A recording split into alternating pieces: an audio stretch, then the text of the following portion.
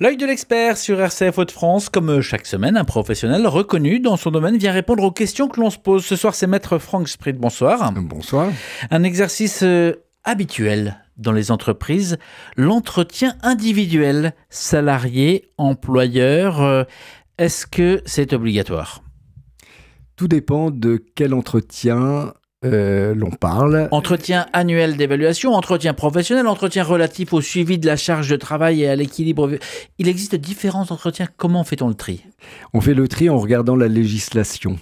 Et c'est là où il ne faut pas commettre d'erreur, en sachant que, effectivement, l'entretien professionnel est obligatoire. L'entretien annuel d'évaluation, ou pluriannuel, ou biannuel, n'est pas obligatoire, sauf certaines branches qui l'ont prévu par accord collectif, ou même lorsque le législateur l'a prévu. Je cite notamment le secteur sanitaire et social qui prévoit l'entretien annuel d'évaluation. Est-ce à dire que si on a un entretien annuel, un seul, il s'agit forcément d'entretien professionnel ? Non. Non. L'entretien professionnel et l'entretien annuel d'évaluation répondent à des obligations différentes ou à des objets différents. L'entretien professionnel, c'est le terme qui a été employé par le législateur, porte essentiellement sur la question de la formation professionnelle et de l'évolution professionnelle du salarié par rapport à ses compétences acquises ou à ses compétences qu'il pourrait acquérir à l'avenir. Donc l'objet est très clair, très contraint par le législateur, et c'est celui-là qui est obligatoire. Je pourrais dire un mot pour vous dire pourquoi. L'entretien individuel d'évaluation n'a strictement rien à voir. Il porte sur l'évaluation du travail du salarié, notamment au regard des objectifs qui sont fixés, des objectifs à la fois quantitatifs et des objectifs qualitatifs de l'entreprise. Donc, si je vous entends bien, le seul entretien obligatoire, c'est celui qui est destiné à envisager les perspectives d'évolution professionnelle et les formations qui peuvent y contribuer. Tout à fait. Et cet entretien a lieu tous les 2 ans. Est-ce à dire que si cet entretien n'a pas lieu dans l'entreprise où l'un ou l'autre nous écoute et travaille, il s'agirait d'une faute professionnelle ? C'est une faute à tout le moins de l'entreprise, de l'employeur, comme on dit, et qui peut, je dis bien, porter préjudice au salarié, lequel pourrait soit le réclamer, soit si la rupture du contrat de travail est intervenue, demander des dommages et intérêts par le fait qu'il n'ait pas eu d'entretien professionnel pendant le temps où il a été dans l'entreprise. Pour être tout à fait clair, il n'y a pas de dommages et intérêts systématiques, parce qu'il n'y a pas de préjudice systématique. Il faut que le salarié puisse présenter son préjudice tiré du fait qu'il n'a pas eu d'entretien professionnel durant sa carrière professionnelle et que ça lui a causé un préjudice en termes d'évolution professionnelle dans l'entreprise ou ailleurs. Est-ce que les informations partagées lors d'un de ces entretiens sont confidentielles ou est-ce qu'elles peuvent, par exemple, orienter des décisions de management ? Alors, ça dépend de quel entretien vous parlez. Par principe, il faut retenir que les entretiens, les contenus des entretiens sont confidentiels. Mais de quelle confidentialité parle-t-on ? Puisque, en réalité, il est bien certain que ces entretiens donnent lieu à un document, que ce soit l'entretien d'évaluation ou l'entretien professionnel. Dans les 2 cas, il y a un document écrit et il y a un exemplaire qui est réservé aux salariés. Et donc, dans une entreprise, il n'y a pas simplement un seul destinataire. Il y a les ressources humaines, il y a éventuellement la direction commerciale, etc. Donc, c'est confidentiel dans le sens où ça reste dans la sphère de l'entreprise et évidemment pour le salarié lui-même. Quel type de questions ne doit pas poser l'employeur ou à quel type de questions le collaborateur peut-il ne pas répondre ? Alors, c'est là aussi une très très bonne question parce qu'en réalité, autant pour l'entretien professionnel, il n'y a pas trop de soucis parce qu'on est sur un domaine assez objectif qui est celui de la formation professionnelle. Donc, on part d'un acquis, d'une expérience, d'un diplôme, et on émet des vœux. Et donc, je dirais, il n'y a pas de choses qui sont extrêmement délicates pour le salarié comme pour l'employeur. En revanche, pour l'entretien annuel d'évaluation, lorsque celui-ci se passe, parce que je rappelle qu'il est facultatif, sauf cas prévu par un accord collectif de branche ou un accord d'entreprise. Mais alors là, pour le coup, il peut y avoir des limites, ou il doit y avoir des limites aux questions qui sont posées, qui touchent notamment aux questions de vie privée du salarié, parce qu'on sait très bien aujourd'hui que la vie privée influe sur la vie professionnelle et inversement, d'où la tentation de poser des questions qui peuvent avoir effectivement une incidence sur l'évaluation du salarié, sur sa capacité à demeurer dans l'entreprise, etc.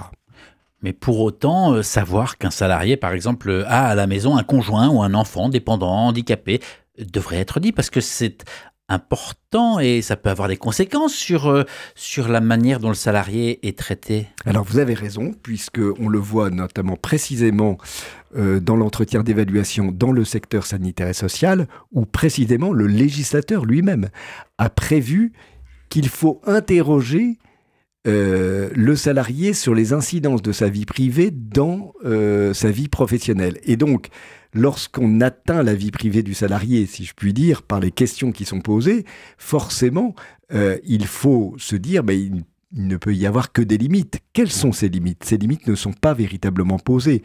Ou, à tout le moins, il faut reprendre les principes fondamentaux qui sont ceux de la liberté individuelle, du respect de la vie privée, dès lors qu'elle n'a aucune influence sur la vie professionnelle. Mais là, vous venez de citer, par exemple, des situations de handicap ou les questions des aidants aujourd'hui, qui est une question très prégnante pour beaucoup de salariés, eu égard à l'avancée de l'âge des parents. Eh bien, bien évidemment, cela peut retentir sur l'exercice professionnel et cela peut faire l'objet de questions sur lesquelles le salarié peut ou ne peut pas répondre, ou ne veut pas répondre. Est-ce qu'un salarié peut ne pas répondre à des questions de son supérieur, de son employeur? Oui. Il doit passer l'entretien, si vous voulez, il faut repasser les choses dans leur contexte. Un salarié, c'est une personne subordonnée. Bon, l'appellation, je vous la laisse, certains trouvent que c'est pas très joli, mais c'est comme ça. Subordonné. Donc, l'employeur qui souhaite faire des entretiens d'évaluation peut l'imposer au salarié. Le salarié ne peut pas dire « je ne veux pas d'entretien d'évaluation ». Ça fait partie de son statut de personne subordonnée à l'entreprise. Pour autant, les questions qui sont posées peuvent à ce point gêner le salarié qu'il peut très bien effectivement dire à un moment donné « non, je ne peux répondre à cette question » ou « je ne veux pas ». Et alors à ce moment-là, évidemment, il faut regarder si tout ça est bien compris de l'autre côté, parce que évidemment, ça peut donner lieu à un désaccord et à une incompréhension qui ferait que la relation devient un peu émaillée. Mais est-ce que l'employeur peut demander, lui, à son salarié des questions sur la situation familiale, les habitudes hors travail, le lieu de résidence, etc. Alors, j'allais dire oui et non. Alors, une réponse de Normand, les Normands m'excuseront. Mais en réalité, il faut voir si la question a un intérêt et un rapport avec la vie professionnelle. Oh, mais on peut toujours en trouver, mais on peut toujours trouver aussi que tout ça déborde. Alors là, il y a évidemment une question assez fine que vous êtes en train de poser, puisqu'il n'y a pas de règle majeure, hormis les principes de discrimination, d'intrusion dans la vie personnelle du salarié. On pense notamment à la question sexuelle, parce que c'est évidemment les sujets, j'allais dire, entre guillemets, du moment. Donc, vous voyez, tous ces sujets qui vraiment sont dans la sphère, j'allais dire, ultra privée.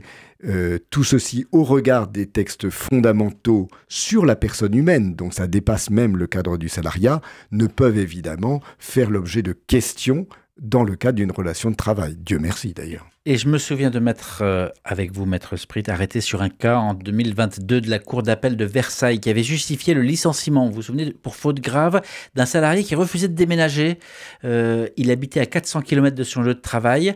l'atteinte à la vie privée du salarié était justifiée et proportionnée au regard de l'obligation de santé et de sécurité du salarié, même s'il était à l'heure au travail tous les jours. Donc, autrement dit, mieux vaut ne pas trop en dire sur sa vie privée. Certainement, il faut toujours être assez économe en parole. En tout cas, moi, c'est évidemment quelque chose que je conseille à mes clients, c'est-à-dire que c'est pas par méfiance, c'est parce que en réalité, aujourd'hui, il y a une étanchéité qui n'existe plus entre vie privée et vie professionnelle. On le voit notamment par la question du télétravail et par le changement des habitudes. Certains vont trouver que c'est très bien, mais d'autres vont comprendre très vite que, en fait, il n'y a plus de barrière, que le bureau est à la maison, que la maison est au bureau, et cela est extrêmement préjudiciable au niveau de certaines relations sociales. Il faut regarder les choses avec le maximum d'objectivité. Je suis là en tant que salarié pour faire un travail, je le fais, je participe évidemment à la vie économique de l'entreprise, je m'y intéresse, mais au-delà de ça, j'ai ma vie privée et c'est extrêmement important qu'elle puisse être conservée. De la même manière, pour l'employeur, de considérer que son salarié vient pour exercer une fonction, pour s'épanouir autant que faire se peut dans l'entreprise en réalisant les tâches qui lui sont confiées. Mais que prendre en compte trop les questions personnelles, à mon avis, porte des risques majeurs dans la relation normale, loyale, qui doit caractériser le contrat de travail. Est-ce que c'est dans cet entretien annuel d'évaluation que le salarié peut faire reconnaître son droit à la déconnexion et une fois les horaires précis, les préciser, mettre un contour à tout cela? Alors, oui, alors ça peut. Enfin, faut pas se tromper non plus. Hein. L'entretien d'évaluation est un entretien qui est prévu suivant une trame de l'employeur, qui est une trame qui varie selon les entreprises et selon le secteur d'activité. Donc, il faut quelque chose qui soit évidemment au regard de l'activité de l'entreprise. Mais votre question me fait penser notamment au domaine du forfait jour. Beaucoup peut-être de nos auditeurs connaissent le système de la durée du travail, 35 heures par semaine, 151 heures 67 par mois. Et puis, il y a ceux qui travaillent suivant des forfaits. Et il y a notamment le forfait jour, qui est extrêmement restrictif et en tout cas très contraignant au niveau de certaines obligations de part et d'autre. Et donc, cette question de la vie privée, justement, doit être posée pour savoir si le forfait jour, donc on travaille 218 jours par exemple par an, est-ce que ce forfait est compatible avec la vie privée? C'est une question qu'il faut poser, que l'on doit poser dans le cadre du forfait jour. Alors c'est ça qui est étonnant si vous voulez, c'est qu'on va s'immiscer en fait dans la vie privée pour valider le rythme de travail du forfait jour qui fait qu'on ne compte plus les heures de travail, on ne compte que les jours. Donc vous pouvez travailler 12 heures, voire un peu plus, dans la journée. Du moment que c'est une journée, eh bien ça compte pour un jour, peu importe le nombre d'heures que vous avez fait. Et donc c'est la raison pour laquelle le législateur, en permettant ce forfait jour, a dit oui, mais il faut que ça soit compatible, il ne faut pas que ça porte atteinte en fait à la vie privée du salarié, qui a, comme toute personne, droit à cette vie privée. Mais vous voyez, la frontière est très ténue parce que en même temps, on empêche l'employeur de s'intéresser, et on a raison, à la vie privée des personnes, et en même temps, on doit prendre en compte la vie privée de celle-ci parce qu'on met en place un système, notamment ici, celui de la durée du travail, suivant un forfait jour qui a été voulu par le législateur. En fait, on a la caractéristique majeure de l'empilement des réglementations et des législations qui font que on est là avec des principes qui se contredisent, sur lesquels, effectivement, le conseil que je suis et que mes confrères également déploient, eh bien, nous questionne beaucoup et demande effectivement une approche très fine, mais très concrète des situations auxquelles nous sommes appelés. Une dernière question qui m'a été posée. Est-ce qu'il est possible pour un salarié de demander à changer d'interlocuteur et ne pas avoir son interlocuteur habituel pour représenter l'employeur? Non, je reviens sur ce que j'ai dit tout à l'heure sur le travail subordonné. Ça n'est pas le salarié qui choisit celui qui va, entre guillemets, l'interroger. Ça se passe dans la plupart des cas de manière bon enfant, mais bien évidemment, c'est l'employeur qui, suivant son organisation et suivant la légitimité effectivement des compétences en interne, prévoit qu'un tel ou un tel, alors en général d'ailleurs, soyons clairs, c'est le N+1 qui doit faire, comme on dit le N+1, le supérieur hiérarchique du salarié, qui doit mener cet entretien. Étant précisé que le salarié, lors de ces entretiens d'évaluation, ne peut pas se faire assister. On est sur quelque chose de... Il faut bien comprendre, l'entretien d'évaluation, c'est normalement un moment de dialogue. Ça n'est pas un moment de conflictuel. De recadrage, c'est pas du recadrage. C'est pas du recadrage, non, surtout pas. Il faut pas qu'on entende ça comme ça. Mais je dois dire que la pratique fait que par moment, suivant les réponses, suivant ce qui est dit, on n'en est pas loin. Donc il faut être très prudent sur la façon dont on pratique ces entretiens, la façon dont on les mène, comment on les anticipe et comment on communique avec le salarié sur le contenu même de l'entretien, pour que personne soit pris par surprise et que les choses dérapent. Maître Franck Sprit était l'invité de l'expert de RCF Hauts-de-France cette semaine, avocat au barreau de Lille. Merci d'avoir pris le temps de répondre à ces questions.